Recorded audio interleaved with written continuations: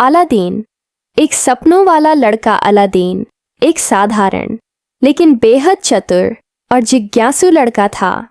से मध्य पूर्वी शहर में अपनी माँ के साथ रहता था। उसका चेहरा मासूमियत से भरा था। आंखों में चमक थी, जैसे उसमें हजारों सपने पल रहे हों। बचपन से ही अलादीन को अजनबी जगहों की कहानियाँ, रहस्यमयी जादू और राजाओं की बातें बेहद आकर्षित करती थीं। परंतु उसके जीवन में कभी भी कोई स्थायित्व नहीं रहा। उसके पिता एक कुशल दर्जी थे, जिनका निधन उस समय हो गया था जब अलादीन सिर्फ 5 साल का था। उसके बाद माँ ने अकेले ही उसे पाला, कभी सिलाई करके तो कभी लोगों के घरों में काम करके। गरीबी थी, लेकिन उसकी माँ ने कभी उसे अपने आत्मसम्मान से नीचे नहीं गिरने दिया। अलादीन पढ़ा लिखा नहीं था, लेकिन सड़कें उसकी किताबें थीं। वह बाजार की हलचल को, लोगों के चेहरे पढ़ने को और जीवन की चालाकियों को बहुत तेजी से समझ गया था। उसमें एक गजब की चालाकी और समझ थी, जो उसे दूसरों से अलग बनाती थी।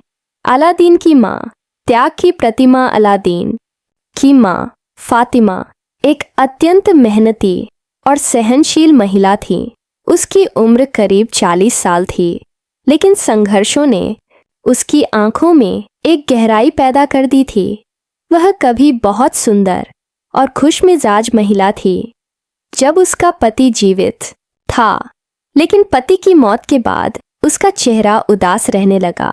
फिर भी वह मुस्कुराना नहीं भूली। फातिमा दिन रात अपने बेटे के लिए काम करती थी।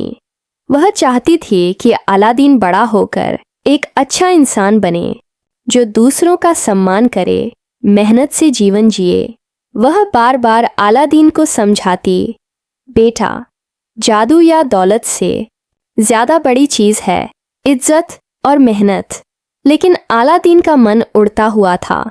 वह जानता था कि वह कुछ बड़ा करेगा, बस वक्त का इंतजार था। फातिमा को अलादीन की जिज्ञासा से डर भी लगता था। वह जानती थी कि दुनिया निर्दयी है और उसका बेटा बहुत भोला भी है, पर फिर भी उसने उसे कभी रोका नहीं, क्योंकि वह जानती थी कि अलादीन की किस्मत कहीं दूर उसे बुला रही है।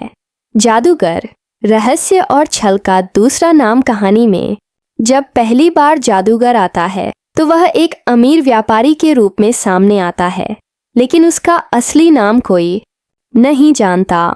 वह अफ्रीका के एक दूरदराज इलाके से आया था और उसके पास ऐसी शक्ति थी जो किसी आम इंसान के बस की बात नहीं थी। परंतु उसका अतीत गहरे अंधेरे से भरा था। वह एक समय में एक महान जादूगर था, लेकिन लोभ, शक्ति की भूख और अमरता की चाह ने उसे अंधा बना दिया था। उसे यकीन था कि कोई जादुई चिराग है जो उसे अनंत शक्ति देगा, और उस चिराग तक पहुंचने का रास्ता सिर्फ एक इंसान से होकर जाता था, अलादीन। कई वर्षों से वह उस लड़के को ढूंढ रहा था जो भाग्य से ही उस जादुई गुफा का दरवाजा खोल सकता था। उसने दुनिया भर की हस्तरेखाएं देखीं, सितारों की चाल पढ़ी और आखिरकार उसे अलादीन का नाम मिला। उसने एक नकली पहचान बनाई, खुद को अलादीन का चाचा बताकर उसके जीवन में दाखिल हो गया। पर उसका मकसद सिर्फ एक था, चिराग को पाना। उसके दिल में कोई दया नहीं थी।